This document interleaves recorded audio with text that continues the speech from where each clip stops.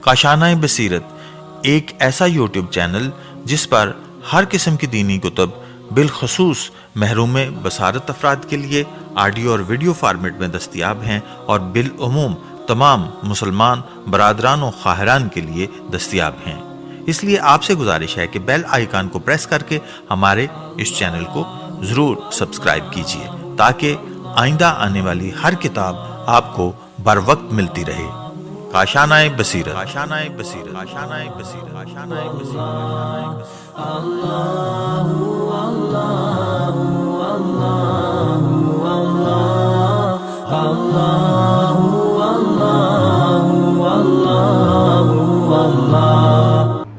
बिस्मिल्लाहिर्रहमानिर्रहीम। अस्सलाम वालेकुम। काशानाए बसीरत के यूट्यूब चैनल के लिए जो मैं किताब पढ़ रही हूँ उसका नाम है आसान अकायद बाब अव्वल, और उसका दूसरा हिस्सा है अदल के उन्वान से, जिसका नवा सबक मैं पढ़ूँगी। नवा सबक की हेडिंग है हिदायत और गुमराही खुदा के हाथ में है। इसका पेज नंबर 136 है, 136। हिदायत और गुमराही की किस्में। एक मुसाफिर हाथ में किसी का पता एड्रेस लिए आपके पास पहुंचता है और आपसे मंजिल मकसूद के बारे में सवाल करता है।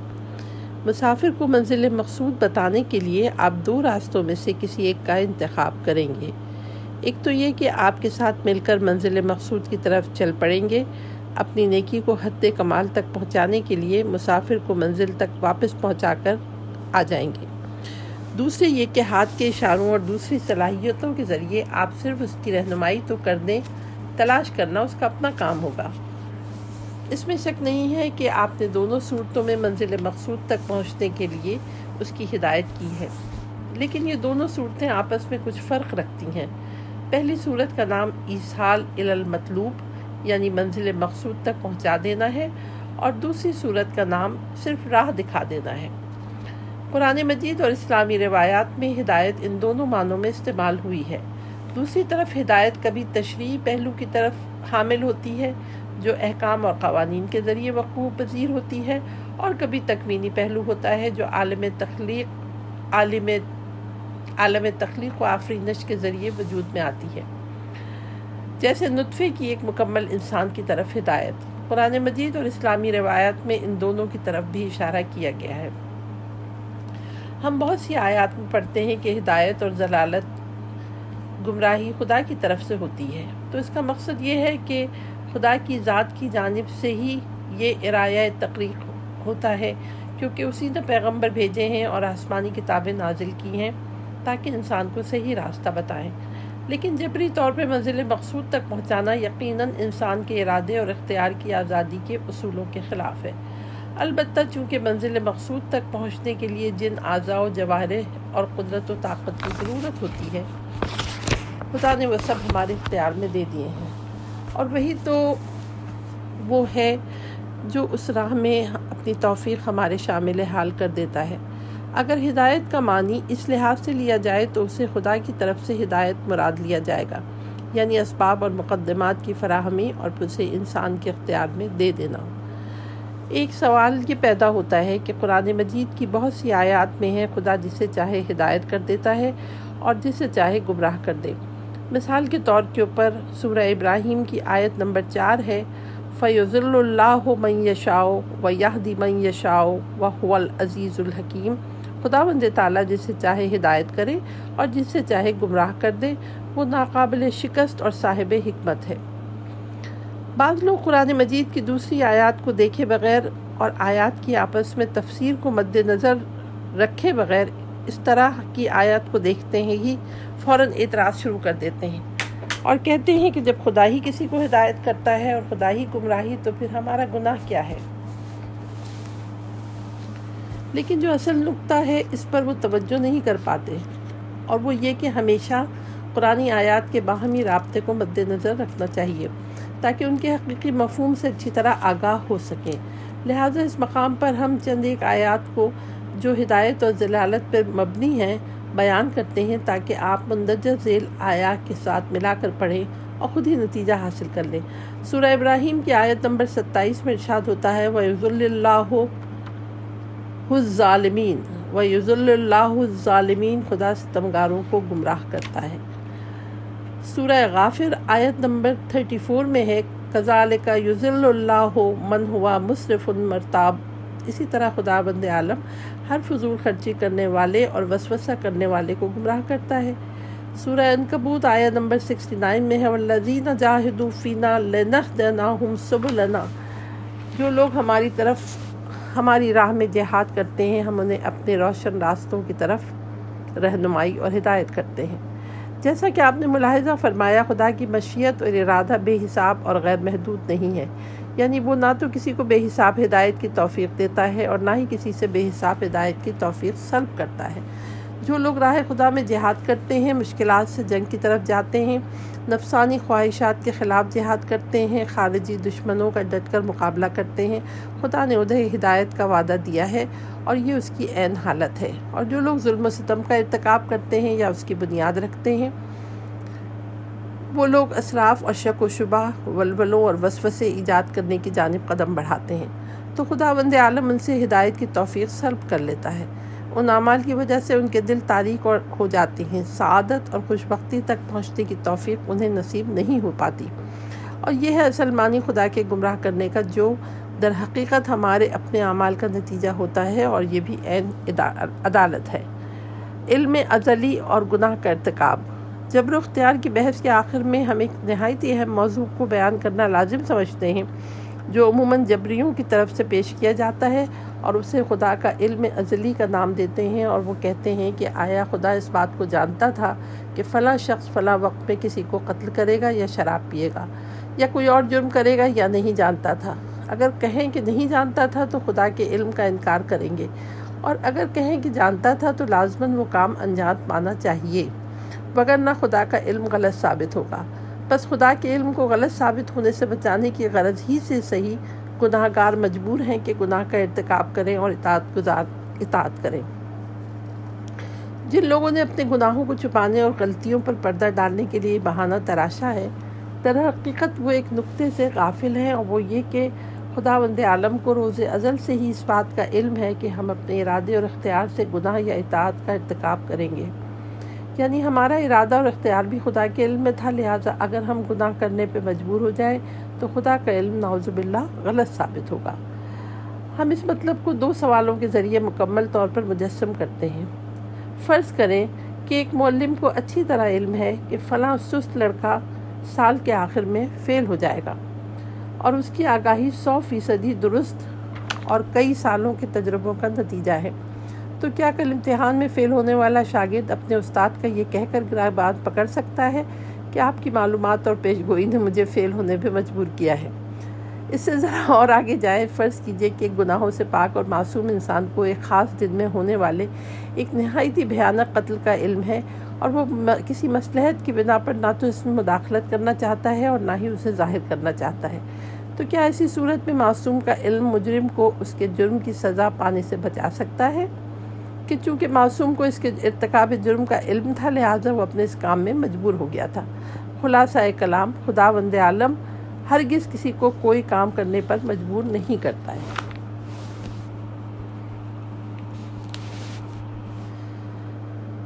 10واں سبق، پیج نمبر 144، 144، خدا کی عدالت اور خلود کا مسئلہ۔ قرآن مجید میں گناہ گار کفار کے متعلق پوری صراحت کے ساتھ دائمی سزا کا ذکر ہے، یا دوسرے لفظوں میں خلود کو بیان کیا گیا ہے۔ چنانچہ سورہ توبہ کی آیت نمبر 68 میں ہے وعد اللہ المنافقین والمنافقات والکفار نار جہنم خالدین فیہا۔ خداوند عالم نے منافق مردوں اور عورتوں اور کفار کو جہنم کی آگ کا وعدہ دیا ہے، اور جس میں وہ ہمیشہ رہیں گے۔ اسی طرح اس آیت کے ذیل میں مومن مردوں اور عورتوں کو ہمیشہ کے لیے بہشت کے باغوں کا وعدہ دیا گیا ہے۔ اللہ فرماتا ہے وعد اللہ المؤمنین والمؤمنات جنات تجری من تحتها الانہار خالدین فیہا۔ خداوند عالم نے مومن مردوں اور عورتوں کے ساتھ بہشت کے باغات کا وعدہ کیا ہے، جس کے درختوں کے نیچے نہریں جاری ہیں، اور وہ اس میں ہمیشہ رہیں گے۔ یہاں پر سوال یہ پیدا ہوتا ہے کہ یہ بات کس طرح قابل قبول ہو سکتی ہے کہ ایک انسان اپنی ساری زندگی ہی جو زیادہ سے زیادہ 80 یا 100 سال ہوتی ہے، اگر گناہ کا مرتکب ہو تو اسے لاکھوں کروڑوں سال سزا بھگتنی پڑے۔ البتہ یہ مطلب جزائے خیر کے سلسلے میں زیادہ اہم نہیں ہے، کیونکہ خدا کی رحمت بہت وسیع ہے اور جزا جس قدر زیادہ ہو خدا کے عظیم فضل و رحمت کی نشانی ہے۔ لیکن برے اعمال کے بارے میں یہ سوال ضرور پیدا ہوتا ہے کہ محدود گناہوں کی سزا ہمیشہ کا عذاب ہو۔ آیا اس نظریے کو خدا کی عدالت سے ہم آہنگ کیا جا سکتا ہے؟ آیا گناہ اور سزا کے درمیان توازن برقرار نہیں کیا جا سکتا؟ جواب: صحیح راہ حل تک پہنچنے کے لیے ہمیں چند نکات پہ خاص توجہ دینا پڑے گی۔ الف، قیامت کے دن کی سزا اور جزا اس دنیا کی سزا اور جزا سے کسی طرح مشابہت نہیں رکھتی۔ مثلاً اگر کوئی شخص دنیا میں کسی کے حقوق پر تجاوز کرے یا چوری کا مرتکب ہو تو اسے کچھ مدت کے لیے جیل میں بند کر دیا جاتا ہے، لیکن قیامت کی بہت سی سزائیں انسان کے اپنے اعمال کے نتیجے یا اس کے کیے ہوئے کاموں کی صورت میں ظاہر ہوں گی۔ اس سے واضح الفاظ میں یہ کہ گناہ گار افراد اگلے جہاں جا کر جن مشکلات اور رنج و غم سے دوچار ہوں گے، در حقیقت وہ نتیجہ ہوگا ان اعمال کا جو وہ اس دنیا میں بجا لا چکے ہوں گے۔ چنانچہ اس سلسلے میں قرآن مجید نہایت واضح اور واشگاف الفاظ میں یوں فرماتا ہے: فَالْيَوْمَ لَا تُظْلَمُ نَفْسٌ شَيْئًا لَا تَجْزَوْنَ إِلَّا مَا كُنْتُمْ تَعْمَلُونَ، سورہ یاسین آیت نمبر 54۔ آج قیامت کے دن کسی پر کوئی ظلم نہیں کیا جائے گا سوائے تمہارے اپنے اعمال کے، اور تمہیں کوئی سزا نہیں ملے گی۔ ایک سادہ سی مثال اس حقیقت کو یوں بیان کیا جا سکتا ہے کہ فرض کیجئے ایک شخص منشیات اور شراب کا استعمال شروع کرتا ہے۔ اسے جس قدر بھی سمجھایا جاتا ہے کہ منشیات کا زہریلا مواد تمہارے معدے کو خراب، دل کو مریض اور اعصاب کو تباہ کر دے گا، لیکن وہ کسی کی بات کو نہیں مانتا۔ چند ہفتے چند مہینے تو اپنی خیالتی لذتوں میں مگن رہتا ہے، لیکن آہستہ آہستہ معدے، دل اور اعصاب کی خطرناک بیماریوں کا شکار ہونا شروع ہو جاتا ہے۔ پھر 20 سال بلکہ مرتے دم تک ان بیماریوں میں تڑپتا اور رات دن چیخ پکار کرتا رہتا ہے۔ تو کیا یہاں پر یہ اعتراض کیا جا سکتا ہے کہ چند ہفتے یا چند ماہ کے ارتکاب جرم کے نتیجے میں اسے کیوں 20 سال کی سزا مل رہی ہے؟ یہ سنتے ہی ہر شخص فوراً کہے گا یہ سب اس کے اعمال کا کیا دھرا ہے، یعنی اگر وہ ایسا نہ کرتا تو اسے یہ برے دن دیکھتے نصیب نہ ہوتے۔ اس نے ایسے جرم کا ارتکاب کیا ہے کہ حتیٰ اگر اسے عمر نوح بھی مل جائے اور سینکڑوں ہزاروں سال تک زندہ رہے تب بھی ہمیشہ اس عذاب میں مبتلا رہے گا۔ اور یہ ایک ایسی سزا ہے جسے اس نے جان بوجھ کر اور سوچ سمجھ کر مول لی ہے۔ قیامت کے دن اکثر سزائیں بھی اسی قبیل کی ہوں گی۔ اس بنا پر خدا کی ہدایت پر حروف نہیں آ سکتا۔ جو لوگ یہ کہتے ہیں کہ گناہ کی مدت کے مطابق سزا کی مدت ہونا چاہیے، زبردست غلط فہمی میں مبتلا ہیں، کیونکہ گناہ اور سزا کا باہمی رابطہ مدت کے پیمانے پر نہیں بلکہ گناہ کی کیفیت اور اس کے نتیجے کے پیمانے پر جانچا جاتا ہے۔ مثال کے طور پہ کوئی شخص کسی دوسرے شخص کو ایک لمحے میں موت کے گھاٹ اتار دیتا ہے تو بعض موجودہ دنیاوی قوانین کے مطابق بھی اسے عمر قید کی سزا دی جاتی ہے، حالانکہ گناہ کی مدت ایک مختصر سا لمحہ ہے اور اس کی سزا 20 سال۔ پھر بھی اس سزا کو کوئی ظالمانہ اقدام سے تعبیر نہیں کرتا، کیونکہ یہاں پر منٹ، سیکنڈ، ماہ اور سال کا سوال نہیں ہے بلکہ گناہ کی نوعیت اور اس کے نتیجے کو دیکھا گیا ہے۔ دوزخ میں ہمیشہ رہنے کی سزا کے مستحق صرف وہی لوگ ہوں گے جو اپنے لیے نجات کے تمام دروازے بند کر چکے ہوں گے اور جان بوجھ کر اور سوچ سمجھ کر تباہیوں اور بربادیوں، کفر و نفاق میں غرق ہو چکے ہوں گے۔ گویا گناہوں کی تاریکی ان کے تمام وجود کو گھیر چکی ہوگی اور وہ گناہ و کفر کے رنگ میں رنگ چکے ہوں گے۔ اس موقع پہ قرآن مجید نے ایک بہترین تعبیر پیش کی ہے۔ سورہ بقرہ کی آیت نمبر 81 ہے: بلا من کسب سیئۃ واحاطت بہ خطیئتہ فاولئک اصحاب النار هم فیہا خالدون۔ جو لوگ گناہوں کا ارتکاب کریں گے اور گناہ کے آثار ان کے تمام وجود کو گھیر چکے ہوں گے، ایسے ہی لوگ جہنم ہوں گے اور وہ ہمیشہ کے لیے جہنم میں رہیں گے۔ ایسے لوگ اپنا ربط خدا کی ذات سے مکمل طور پہ منقطع کر کے نجات اور سعادت کے تمام دروازے اپنے اوپر بند کر چکے ہیں۔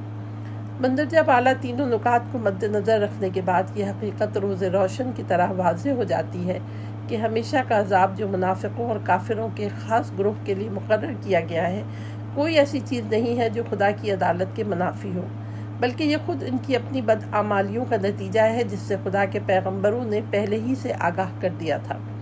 اگر ایسے لوگ اس قسم کی سزاؤں سے بے خبر ہوں اور انبیاء کی دعوت کا پیغام بھی ان تک پہنچ نہ سکا ہو اور نادانی کی بنا پر گناہوں کے مرتکب ہو چکے ہوں تو یقیناً ایسی سخت سزا سے بچ جائیں گے۔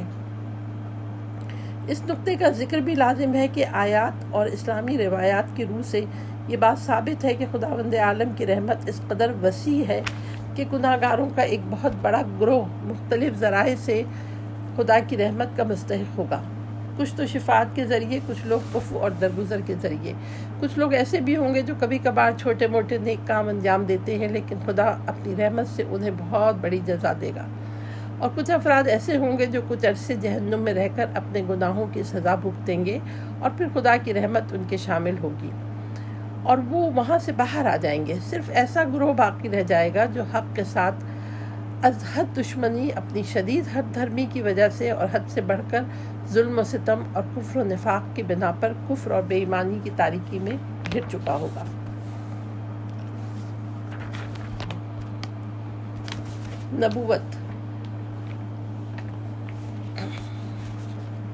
نبوت کے عنوان سے اس کتاب میں 10 سبق ہیں، اور ان اسباق میں سے پہلا سبق ہے انبیاء کی شناخت، صفحہ نمبر 155۔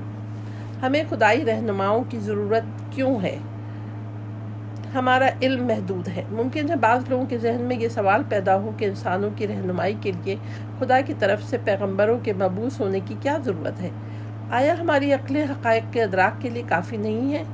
کیا بشر کی علمی ترقی اسرار کے ظاہر اور حقیقتوں کے روشن ہونے میں معاون ثابت نہیں ہوتی؟ اور پھر یہ کہ انبیاء جو کچھ ہمارے لیے لائے ہیں دو حال سے خالی نہیں، یا تو ہم انہیں بخوبی سمجھ سکتے ہیں یا نہیں سمجھ سکتے ہیں۔ اگر سمجھ سکتے ہیں تو پھر انبیاء کی ضرورت نہیں، اور اگر نہیں سمجھ سکتے ہیں تو یہ تکلیف مالا یطاق ہوگی جو شرعاً بھی درست نہیں ہے۔ دوسری طرف یہ بات بھی غور طلب ہے کہ آیا یہ کہاں تک صحیح ہے کہ انسان مکمل طور پر خود کو دوسروں کے اختیار میں دے دے اور ان کی باتوں کو بغیر کسی حیل و حجت کے قبول کر لے؟ کیا پیغمبر ہماری طرح کے انسان نہیں ہیں؟ اگر ایسا ہے تو پھر ہم کس طرح اپنی ہی طرح کے انسانوں کے تابع ہو جائیں؟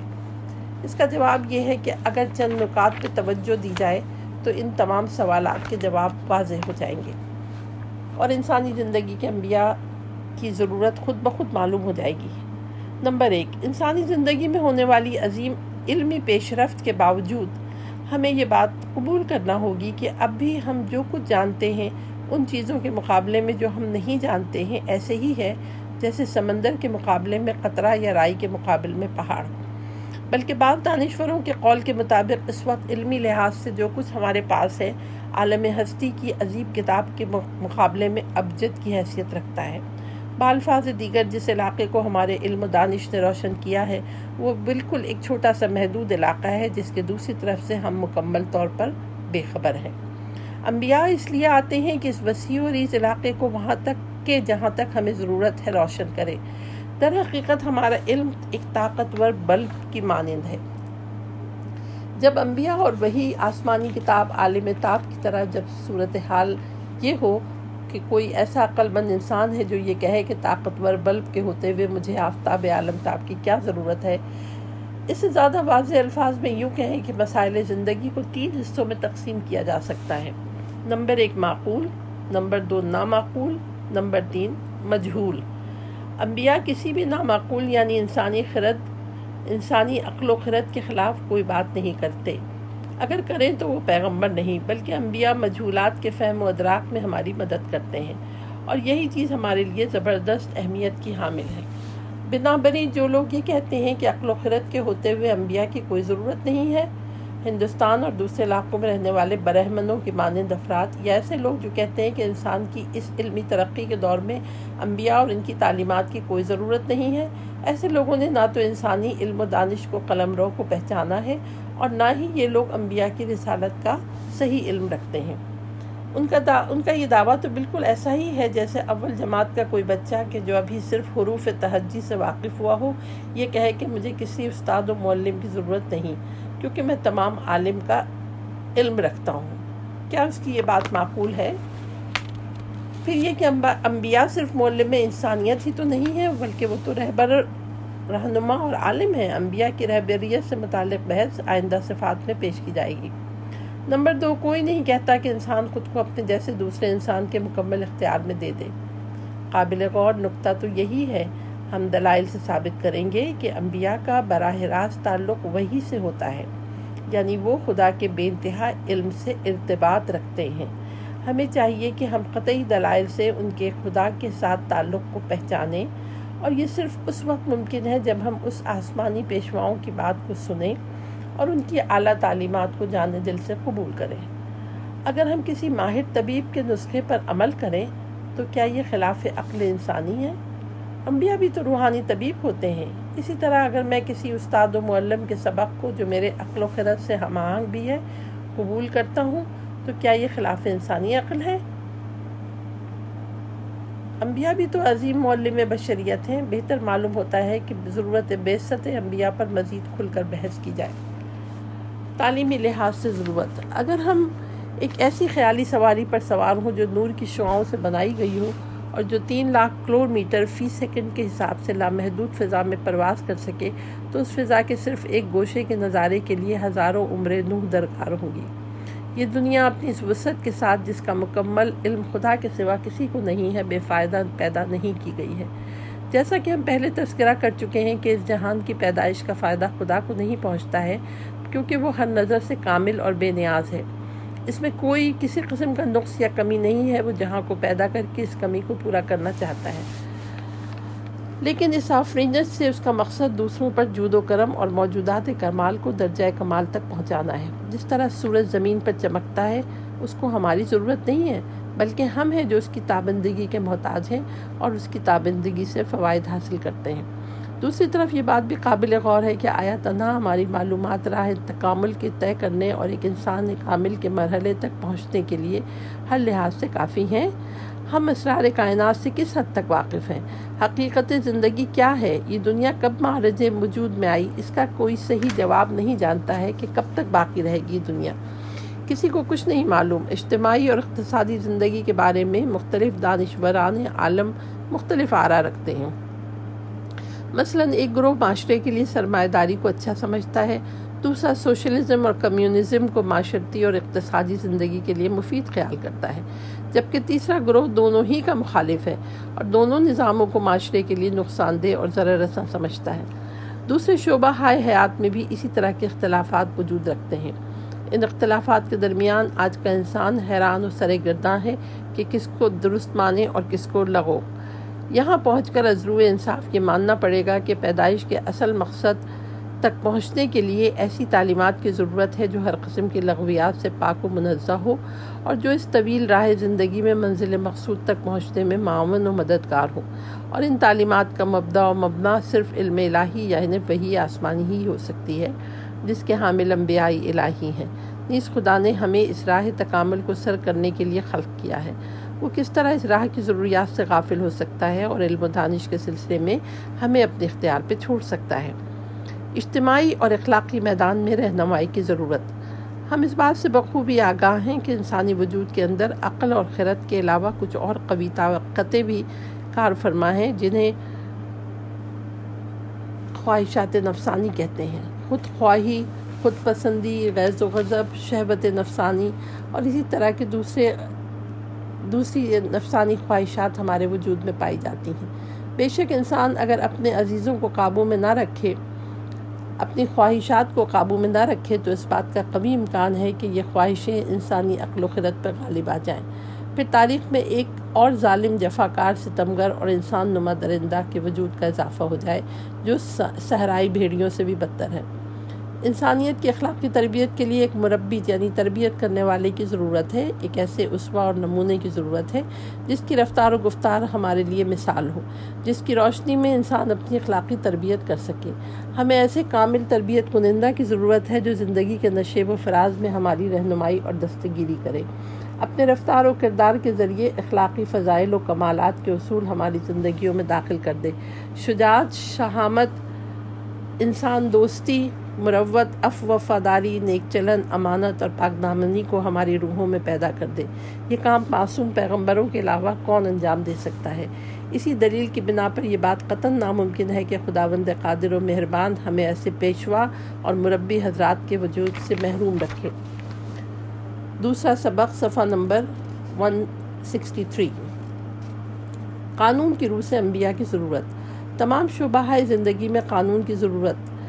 گزشتہ سبق میں ذکر ہو چکا ہے کہ انبیاء کی ضرورت دو لحاظ سے، ایک تعلیم اور تربیت۔ اب دیکھنا یہ ہے کہ اجتماعی قوانین میں انبیاء کا کردار کس حد تک ضروری ہے اور اس کی کس قدر اہمیت ہے۔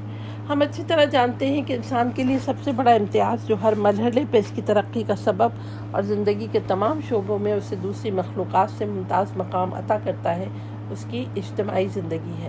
اور یہ بات یقین سے کہی جا سکتی ہے کہ اگر بنی نوع انسان اجتماع کی زنجیر میں پروئے ہوئے نہ ہوتے تو یقیناً آج فکر و تمدد کے لحاظ سے ان کی زندگی پتھر کے زمانے کے انسان سے مختلف نہ ہوتی۔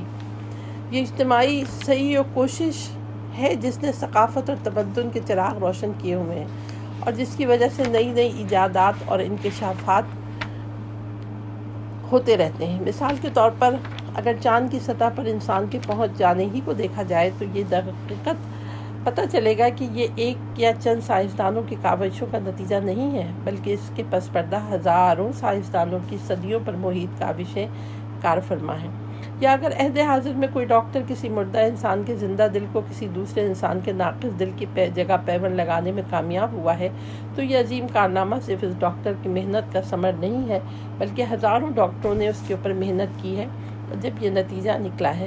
البتہ اجتماعی زندگی اپنی تمام خوبیوں کے ساتھ ساتھ کئی مشکلات بھی رکھتی ہے، اور وہ ہیں انسانی حقوق اور مفادات کا باہمی ٹکراؤ، ایک دوسرے کے حقوق کا غصب کرنا، ظلم کرنا، جنگ خوریزی۔ اس مقام پر ہمیں کسی ایسے آئین کی ضرورت ہوتی ہے جو اجتماعی زندگی کی مشکلات کو حل کر سکے۔ یہ قوانین ہماری تین بڑی مشکلات کو حل کر سکتے ہیں۔ نمبر 1، قانون معاشرے کے لیے انفرادی فرائض اور ہر فرد کے لیے معاشرے کے فرائض کو روشن کرتا ہے، انسانی استعداد کو پروان چڑھاتا ہے اور لوگوں کی انفرادی کوششوں کو یکجا کرتا ہے۔ نمبر 2، قانون افراد کی طرف سے انجام پانے والے کاموں کی نگرانی کی رہنمائی راہ ہموار کرتا ہے۔ نمبر 3، قانون ظالموں کے مقابلے میں مظلوموں کے حقوق کا تحفظ کرتا ہے اور ہر قسم کی ناانصافی کا سدباب کرتا ہے، نیز بوقت ضرورت مجرم کو کیفر کردار تک پہنچانے کی سزا تجویز کرتا ہے۔ بہترین قانون ساز کون ہے؟ اب دیکھنا یہ ہے کہ وہ کون سی ہستی ہے جو بنی نوع انسان کی ضروریات کو مد نظر رکھ کر قانون سازی کی اہلیت کی حامل ہے، اور قوانین بھی ایسے کہ جن میں متذکرہ بالا تینوں شرائط کو پیش نظر رکھا جائے۔ یہاں اس سلسلے میں ایک مثال پیش خدمت ہے۔ انسانی معاشرے کو ایک ریل گاڑی تصور کیجیے اور ارکان حکومت کو اس کا ڈرائیور، جو گاڑی کو منزل مقصود تک لے جانے کا ذمہ دار ہے۔ ریلوے لائن کو قانون سمجھ لیجیے جو معین ہدف کی طرف لے جانے والے راستے کا کام دیتی ہے۔ ایسا راستہ جو نشیب و فراز اور پیچ و خم سے گزرتا ہو ایک بہترین ریلوے لائن کے لیے درج ذیل صفات کا ہونا ضروری ہے۔ جس زمین پہ یہ لائن بچھائی جائے وہ اس قدر ٹھوس اور مضبوط ہو کہ گاڑی کا زیادہ سے زیادہ بوجھ برداشت کر سکے۔ ریلوے لائن کی دونوں پٹریاں باہم متوازن ہوں، ان کا درمیانی فاصلہ ریل کے پہیوں کے درمیانی فاصلے سے مطابقت رکھتا ہو۔ جن سرنگوں کے درمیان سے گاڑی گزرے ان کی دیواریں اور چھتیں گاڑی کے حجم کے مطابق ہوں۔ راستے کے نشیب و فراز اس قدر ناموزوں نہ ہوں کہ بریک لگانے اور نشیب و فراز کو طے کرنے میں گاڑی کو دشواری کا سامنا کرنا پڑے۔ اس طرح لائن کے ارد گرد موجود پہاڑوں کے پتھر اور مٹی کے تودوں کے گرنے کا امکان، نیز سیلاب اور برفانی تودوں کی ممکنہ رکاوٹ اور اسی قسم کے دوسرے امکانات کو مد نظر رکھا گیا ہو تاکہ ہر قسم کے حالات میں گاڑی وہاں سے خیر و عافیت کے ساتھ گزر سکے۔ اس مثال کو پیش نظر رکھتے ہوئے اب ہم ایک مرتبہ پھر انسانی اجتماع کی طرف لوٹتے ہیں۔ انسانیت کے لیے بہترین قانون سازی کا اہم کام انجام دینے والی ہستی کو در حقیقت مندرجہ ذیل خصوصیات کا حامل ہونا چاہیے۔ نوع انسانی کی بطور کامل شناخت رکھتی ہو اور اس کی خواہشات، جذبات، ضروریات اور مشکلات سے بخوبی آگاہ ہو۔ قانون سازی کے موقع پر انسان میں موجود قابلیت اور لیاقت اس کے پیش نظر ہو تاکہ انسانی استعداد کو پروان چڑھنے کا موقع مل سکے۔ انسانی اجتماع کو پیش آنے والے ہر قسم کے ممکنہ حوادث اور ان کے رد عمل کی پیش بینی کر سکے۔ انسانی اجتماع میں اس کے ذاتی مفادات موجود نہ ہوں کہ قانون سازی کے وقت اپنے ذاتی مفادات یا اپنے وابستہ لوگوں کے مفادات اس کے پیش نظر ہوں۔ اس قانون ساز کو انسانی زندگی میں پیش آنے والی آئندہ تمام ممکنہ ترقیوں اور پیش رفت نیز تنزلی اور انحطاط سے آگاہ ہونا چاہیے۔ اسے ہر قسم کی خطا، لغزش اور بھول چوک سے مبرہ ہونا چاہیے۔ اس قانون ساز کو اس قدر طاقتور اور قدرت مند ہونا چاہیے کہ وہ معاشرے کی کسی بھی طاقتور ترین ہستی سے مروب اور خائف نہ ہو سکے، اور ساتھ ہی وہ نہایت ہی مہربان اور دلسوز بھی ہو۔ سوال یہ ہوتا ہے کہ یہ شرائط کس میں پائی جاتی ہیں؟ آیا انسان بہترین قانون ساز بن سکتا ہے؟ آیا آج تک کوئی شخص انسان کو مکمل طور پر پہچان سکا ہے؟ جبکہ عصر حاضر کے ایک دانشور نے انسان موجود نہ شناختہ کے نام سے کتاب لکھی ہے، جس میں اس بات کا اقرار کیا ہے کہ انسان وہ موجود ہے جسے آج تک کوئی نہیں پہچان سکا۔ آیا انسانی خواہشات، جذبات، ضروریات اور مشکلات کو پوری طرح سے شناخت کر لیا گیا ہے؟ آیا خدا کے سوا انسان کی تمام جسمانی اور روحانی ضروریات آشکارا ہیں؟ آیا تمام عام انسانوں میں کوئی ایسا شخص مل سکتا ہے کہ جس کے ذاتی مفادات نہ ہوں؟ آیا عام آدمیوں میں کسی ایسے شخص کو آپ جانتے ہیں جو ہر قسم کی غلطیوں اور لغزشوں سے محفوظ ہو اور انسان کے انفرادی اور اجتماعی مسائل سے پوری طرح باخبر ہو؟ اس بنا پر خدا کے علاوہ کوئی اور صحیح اور جامع قانون ساز نہیں ہو سکتا۔ اس کے ساتھ ساتھ ہم اس نتیجے پہ بھی پہنچتے ہیں کہ جس خدا نے انسان کی ترقی اور کمال کی راہوں کو طے کرنے کے لیے خلق کیا ہے، وہ ان کی رہنمائی کے لیے ایسے افراد کو بھی مقرر کرے جو لوگوں کی ان راہوں کی طرف رہنمائی کا فریضہ انجام دیں اور قوانین الہی کو لوگوں تک پہنچائیں۔ یقیناً جب لوگ یہ جان لیں گے کہ قانون الہی ہے تو اس پر مکمل اعتماد اور کامل اطمینان کے ساتھ عمل پیرا ہوں گے۔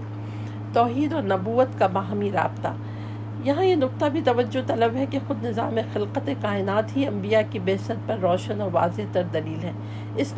اس نقطے کی توضیح میں عرض ہے کہ کائنات کے اس حیرت انگیز نظام کے بارے میں اگر تھوڑے سے غور و فکر سے کام لیا جائے تو معلوم ہوگا کہ خداوند کریم نے کسی چھوٹی سے چھوٹی مخلوق کو بھی اپنے لطف و کرم سے محروم نہیں رکھا ہے، اس کی کسی ضرورت کو ذرا برابر بھی نظر انداز نہیں کیا۔